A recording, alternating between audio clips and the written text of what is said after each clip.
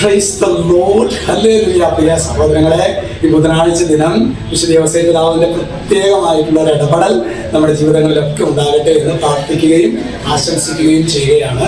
ഇന്ന് നമ്മൾ ധ്യാനിക്കുന്നത് സുഭാഷിത പുസ്തകം 16:1. ആണ് വചനം വെളിപ്പെടുത്താണ്: മനുഷ്യൻ പദ്ധതികൾ വിഭാവനം ചെയ്യുന്നു, അന്തിമമായ തീരുമാനം കർത്താവിൻ്റെ.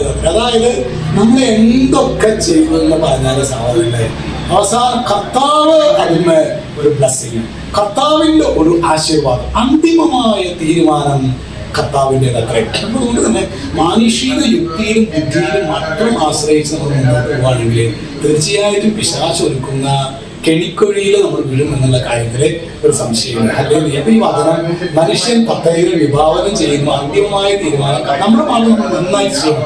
അപ്പം തന്നെ കർത്താവിന്റെ കരുണയ്ക്ക് വേണ്ടി നാം ഓരോരുത്തരും കാത്തിരിക്കണം എന്ന് സ്വർഗ്ഗം ആവശ്യപ്പെടുകയാണ്. ഇന്ന് അച്ഛൻ കോയമ്പത്തൂരിലേക്ക് പോവുകയാണ്. നിങ്ങളുടെ പ്രാർത്ഥനയിലെ പ്രത്യേകമായിട്ട് ഓർക്കുക. ഈശോ എല്ലാവരെയും സമൃദ്ധമായിട്ട് അനുഗ്രഹിക്കട്ടെ.